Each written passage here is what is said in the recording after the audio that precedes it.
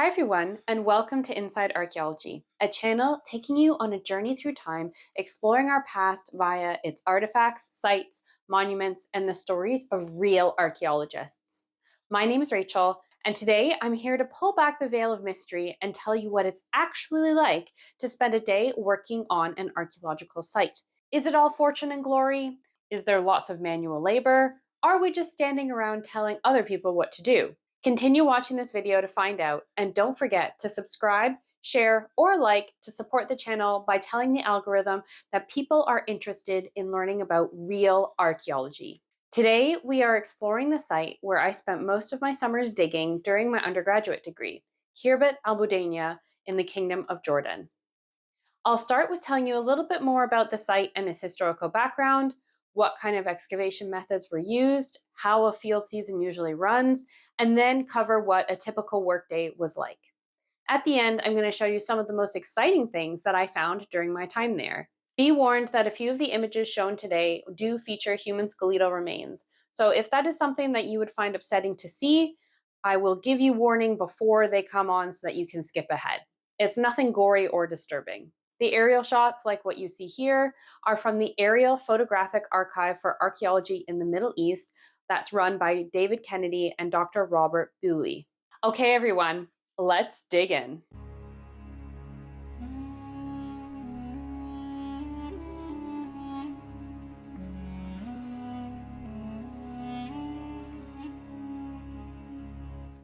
Khirbat al Mudayna, or Mudayna for short, is the northernmost of 6 archaeological sites with this modern Arabic name that means ruin of the little city. It is located near the modern city of Madaba in Jordan and occupies a tell. This is a word that we use to mean an artificial mound made from the accumulated debris of a succession of consecutive settlements, essentially the garbage of generations of people who built and inhabited the site. It probably started out as a small natural hill and was then modified and built upon as people continued living here. It has 2 main periods of occupation. At the top of the hill is an Iron Age town, which specifically dates to the Iron II period. This spans roughly 1000 to 550 BCE. At this time, Mudanya would have been part of the ancient kingdom of Moab. At the base of the hill are the remains of a Nabatean/early Roman farming settlement that dates to between 100 BCE and 150 CE. There are also the remains of scattered Ottoman-era burials across the hilltop and a small medieval period cemetery to the south. So, who are the people who used to live here? In and around Jordan, the Iron Age II period happened between 3000 and 2500 years ago, and it's characterized by the emergence of the small independent kingdoms of Ammon, Moab, and Edom. These small kingdoms were independent neighbors of the Kingdom of Israel, but were dominated by the Assyrians in the late 8th century BCE. As I've said, Mudanya was part of the Kingdom of Moab, which is historically known from a few different sources, including biblical texts that mention its wars with Israel, the inscriptions of the later Assyrian overlords, and a royal inscription stele of a Moabite king, Mesha, which was found in 1868 at the Moabite capital of Dibon. This stele is also known as the Moabite stone, and it dates to around 840 BCE. Made of smooth basalt, it contains a Canaanite inscription in the name of King Mesha, talking about how Chemosh, the god of Moab, had been angry with his people and had allowed them to be subjugated to the kingdom of Israel. But then Chemosh returned and assisted Mesha in restoring the lands of Moab. It also describes many of Mesha's building projects. The story parallels, with a few differences, an episode in the Bible's Book of Kings, and provides invaluable information on the Moabite language and the political relationship between Moab and Israel at this time. It famously mentions the names of several Moabite settlements, and since it was deciphered, archaeologists have been trying to find and identify these locations, as well as look for any physical evidence of the described relationship with Israel. The stele has been part of the collection of the Louvre Museum in Paris since 1873, and Jordan has been demanding its return to them since 2014. While these sources have much valuable information, they don't contain a lot about the precise geographical limits and cultural characteristics of Moab. So, archaeological projects like Mudanya investigate Moabite sites to learn more about this kingdom. The later Nabatean and Roman occupation of Mudanya was a much shorter time period spanning roughly 200 years. The Nabateans were an ancient semi nomadic Arab people who emerged as a distinct civilization and political entity between the 4th and 2nd centuries BCE. They are most well known for the site of their capital, Petra, also located in modern day Jordan. Described as fiercely independent, they were annexed into the Roman Empire by Emperor Trajan in 106 CE. They have been described as one of the most gifted peoples of the ancient world and one of the most unjustly forgotten.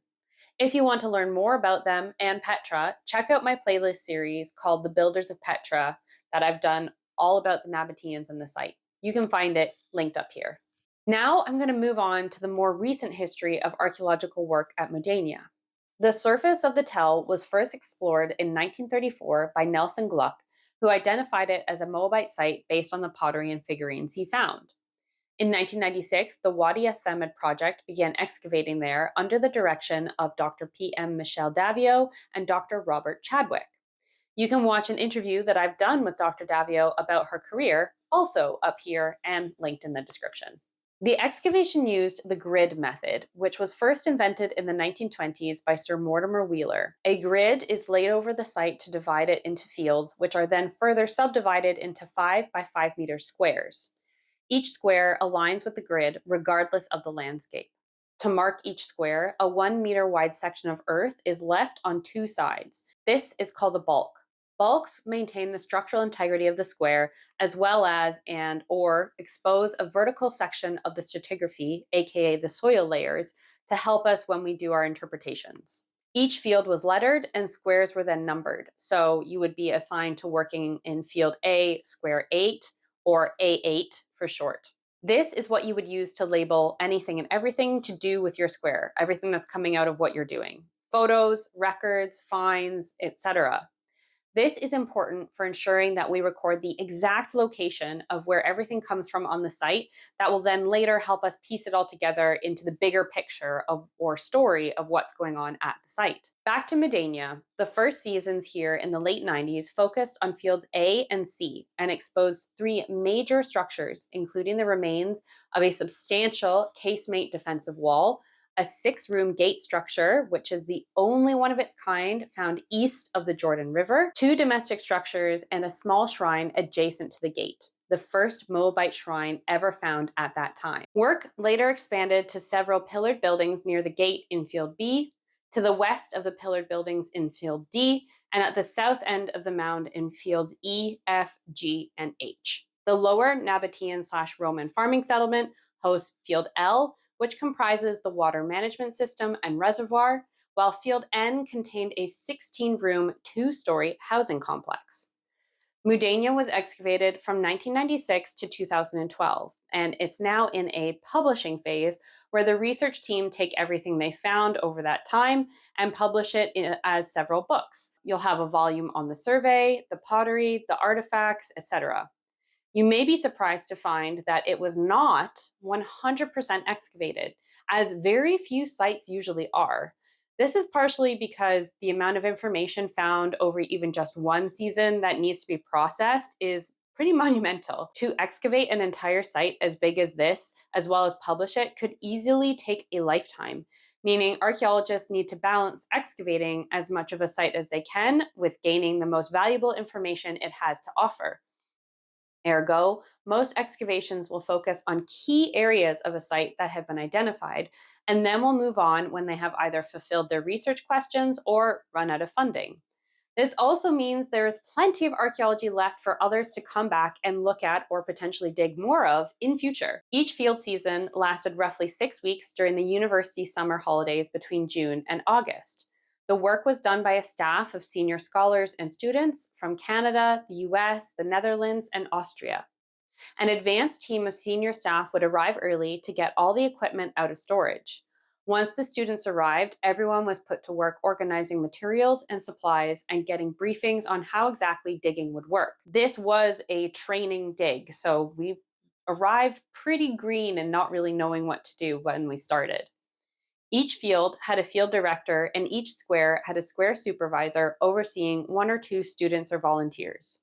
The square supervisor was usually a senior student who had excavated at least once before. Local Bedouin were hired each season to haul and sift dirt and other tasks like killing snakes and scorpions or lifting heavy rocks. But the volunteers did most of the actual digging. It was a pretty good workout. Additional staff included a photographer, a surveyor, and a camp manager. The aim of each individual square was to hit bedrock before the season was over. The last week of the season was usually spent producing reports and tidying and storing everything away. It wasn't all work and no play, though. On weekends, students went on trips to nearby archaeological sites, as admission to these was free to nationally run sites as a part of the dig. These trips included visiting the capital of Oman, Jerash, the Dead Sea, and of course, Petra. On weeknights, students were free to explore Madaba, the town that we stayed in, and we usually had a party and a few drinks on Fridays or Saturdays as well. Jordan is a Muslim country, but the town that we were staying in, Madaba, is largely Christian, so you actually could buy alcohol there. So what would an average day look like? The actual workday started at 5:30/6 a.m. to try and get in as much digging time as possible before noon. This is because the field season was happening in the middle of summer and it got so hot you couldn't really feasibly work outdoors past lunchtime. We would wake up at around 4 a.m. to have breakfast before driving to the site on the hired minibus. The first thing to greet you was a nice climb up the hill to the top of the site, perfect to wake you up and get your blood pumping. At the top, the tools, which were stored overnight in a tent, would get divvied out and you would head to your square with your team. The first few days were spent clearing vegetation, marking out squares, taking photos, and levels. Digging was done by first loosening the soil up with a big pick, matic or fas kabir, as we called it in Arabic, and then using a hoe to shift it into gufas, which is an Arabic word for baskets that are made out of tires. Each gufa was then sifted for fines at the side of the hill, usually by Bedouin workers, who would then bring back any pottery or other artifacts that they found. Trowels were very rarely used. Every 30 centimeters that we dug down, we would stop, record, and then start a new stratigraphic layer for records, which is, we called it a locus. Ordinarily, you would start a new layer like this when the actual soil beneath you changes. The reason we did it kind of arbitrarily every 30 centimeters here was partially to help train the students in recording, as the initial first meter or so of soil didn't really change. Exceptions to the 30 centimeter rule would be if you did actually find a different type of layer, which did happen. Sometimes you would find floor layers or ceiling layers or destruction layers. To record a locus, you first cleaned, the ultimate irony, I always find this term in archaeology, the square up for a photo, where you sweep away any footsteps that you see or loose dirt off the stones. You try and make it look, quote unquote, natural. In the middle, you placed a chalkboard with the square and locus info on it, plus a north arrow aligned to the north, and a scale which had to be perfectly parallel or like perpendicular to the chalkboard. It became an art, trust me, for being able to set up a photo correctly. One of the other things that you needed was uniform light across the image. So then that begs the question of, when you start to have shadows, what do you have to do? You have to throw shade. Ha ha ha ha ha. Basically create shade. That's what you see happening in this picture here. Next, you draw a top plan, which is a bird's eye view of your square. At the end of the season, once you're down to bedrock, you would also add in a section drawing, which is a vertical view of any walls or bulks to help identify your stratigraphy. Levels were taken at all corners and the center of your square using a theodolite that was positioned over a benchmark. This helped make sure that you were actually going to be going down in even layers. You weren't just going down in one corner and leaving one up high. You need to make sure that you're going down at like a uniform level. This is important for recording things in vertical space, as in how far down in the ground they are. Using a theodolite is actually an outdated way of doing these things. Nowadays, a lot of people would just be using a portable GPS where you just stick it in the ground, you press a button and it records. But sometimes projects don't have the money for that kind of tech, so I'm sure some people still use a theodolite as well. Lastly, to finish off your locus, you fill out a record sheet which described what you just excavated. Things like the soil color, the composition, and what other loci it was adjacent to, what was above it, what was below it, is there anything beside it, and anything else worth noting. If at any point you found an in situ, which is in place, artifact of significance, so something like an intact pot, you would stop, take photos, record, survey, draw, and then remove it and keep going. You do not stop for every single thing you find, like broken potsherds or rocks. This is a lesson that everybody has to learn in the first few weeks, is that not everything is worth stopping for. Every day at 10 a.m., there was a small break, which we called second breakfast, where we all had some sandwiches and maybe some crisps or chips. Around 11:30, we packed up for the day and headed back to the hotel in Madaba. Everyone then raced to get a shower while there was still hot water. Jordan is a water poor country. They don't have access to unlimited water like you might be used to somewhere in the Western world, like the UK where I live. Each week, your tanks get filled up by the water truck, and if you run out before next week, you have to pay to get more. We were all told to take military showers, and I kid you not, the first year that I went, I got a pixie cut so that washing and drying my hair wouldn't be a time-consuming task. Our hotel would then serve us a lunch buffet, which had chicken, sometimes fish, fruit, veg, bread, pasta, salad, potatoes, hummus, yogurt, etc. We then had personal time or siesta until 3 or 4 p.m., during which time we could do what we like. I usually had a nap. In the late afternoon or early evening, we were then gathered again to do lab work. Once again, students were divided into groups for particular tasks like pottery washing, bone washing, tool repair, drawing, or paperwork. Square supervisors would lay out their washed and dried pottery on a table, and Dr. Davio would go through it, picking out sherds worth keeping. These would be pieces that were mendable or diagnostic, as in they had something about them that we could get further information from: a handle, a base, a maker stamp, etc. Discarded sherds were taken back to the site and dumped into a spoil heap, as it's simply not feasible to keep all of that pottery in storage waiting for someone to look at it if there's not really much that it can tell you. Near the end of the season, as people finished their squares and there was enough material, pottery mending would also get thrown in. Work usually finished around 6 p.m. and the hotel served dinner, or you were welcome to go out and find your own and spend your own money. A popular choice was to go across the street to Mr. Brosted's. No, I'm not mispronouncing that. Get a pizza and then take a taxi out to Mount Nebo to watch the sunset. As you might expect, excavating a site over 18 years means that you find a lot of material. Not all of it has been published yet, but perhaps the most hotly debated feature from Mudayna is the 6-chambered gate. You can see it on this plan in red. Beside it are the casemate wall that's in blue and the temple that's highlighted in green.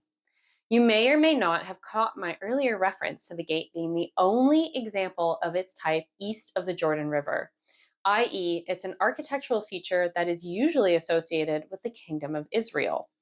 Its presence here has led some researchers, not from my dig, to claim that this site was the location of the city of Jahaz, a settlement mentioned on the Mesha Stele as a place where the king of Israel dwelt when he was at war with King Mesha. After Mesha drove him back to Israel, the city passed back into the hands of Moab. This particular theory drove Dr. Davio crazy. She would always say that she refused to speculate on what the town's name was until someone found a sign saying, "Welcome to." And every year she asked us to all please look for that. Unfortunately, that hasn't happened, but I can say that when I recently spoke to Dr. Davio, she told me that the radiocarbon dates have revealed that Mudayna was built 100 years before Mesha, so it cannot be Jahaz. We have also learned that the site was destroyed by the Babylonians between 587 and 562 BCE. In terms of what discoveries I personally made during my time, I never found gold, but I did find some pretty cool stuff, at least in my opinion.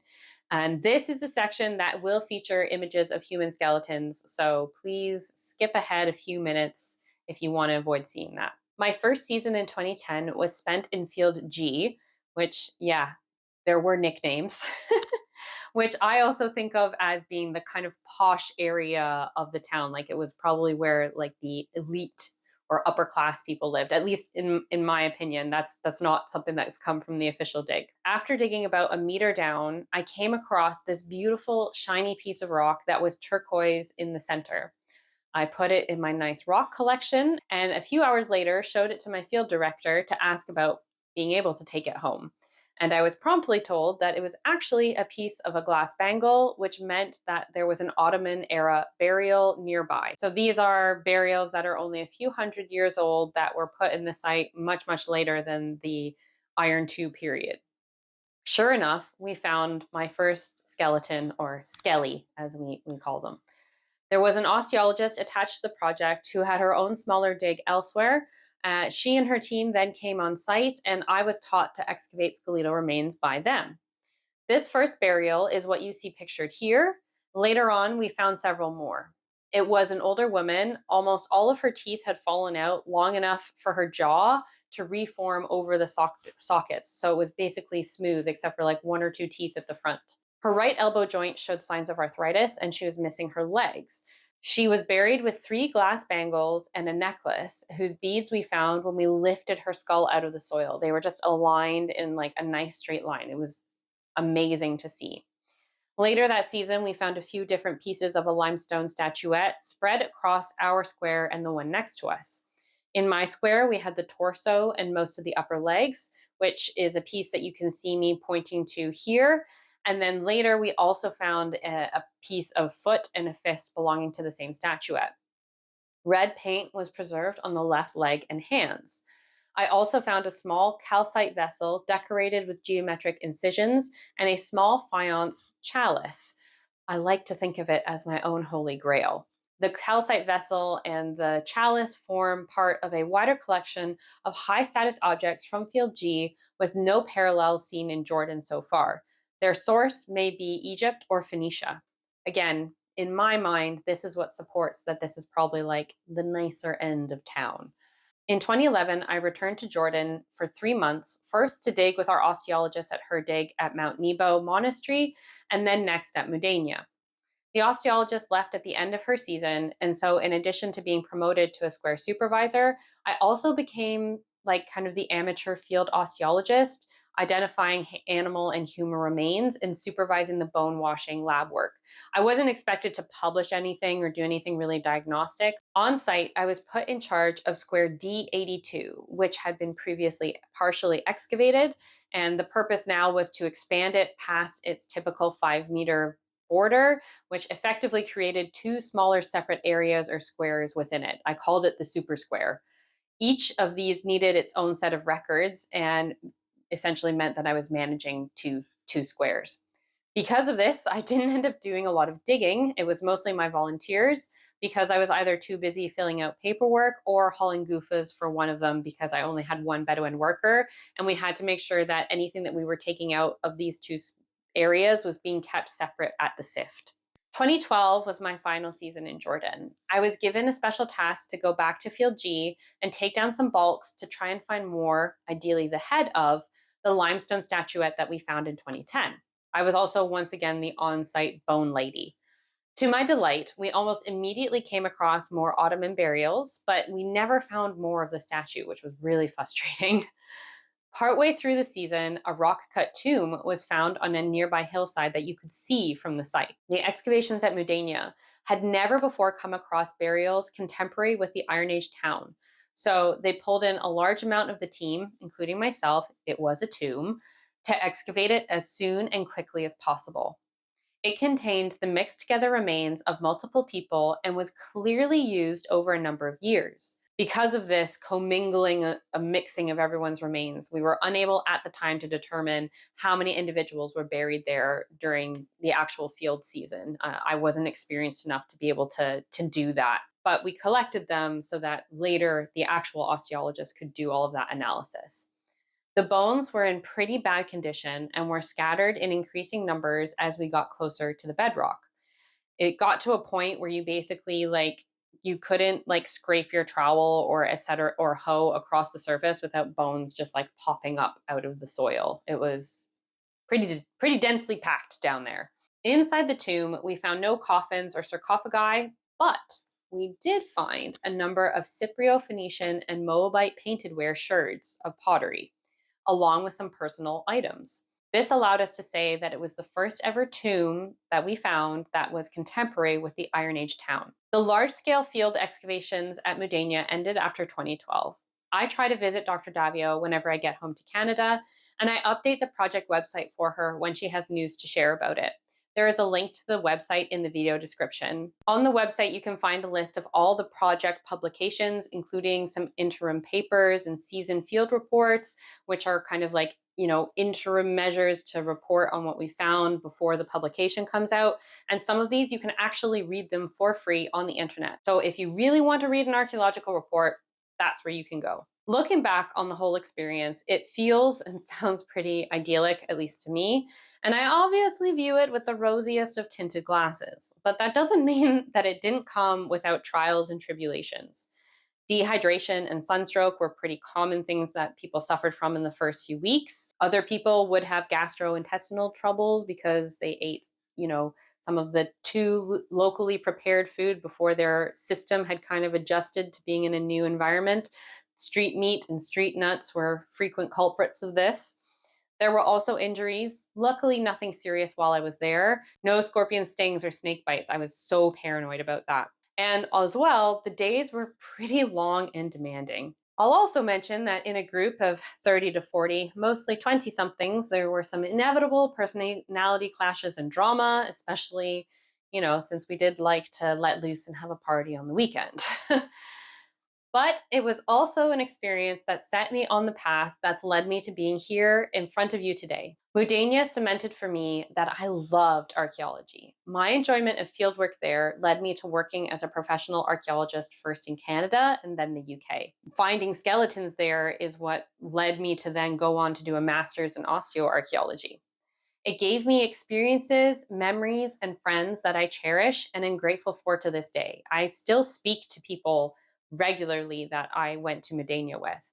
It's not always possible for everyone to go on a field school or become an archaeologist, but I hope that this has given you a little bit of a taste of what the life is like. If you want to know how you could get involved in archaeology, please check out my other videos on volunteering or how to become an archaeologist. I trust me, it's not as hard as you think it is. All right, everyone, time to pack up our tools. That's everything for today. Don't forget to comment, like the video, or subscribe to the channel before you leave. If you're feeling extra generous, you can give me a super thanks, Ko-fi donation, or have a look at my Redbubble shop. Taking a few seconds to support me in any way you can helps grow the channel and promotes quality heritage content that is well-sourced, researched, and presented by somebody who is an expert in this subject. Thank you so much for watching. Stay curious, and I hope to see you on my next adventure inside archaeology.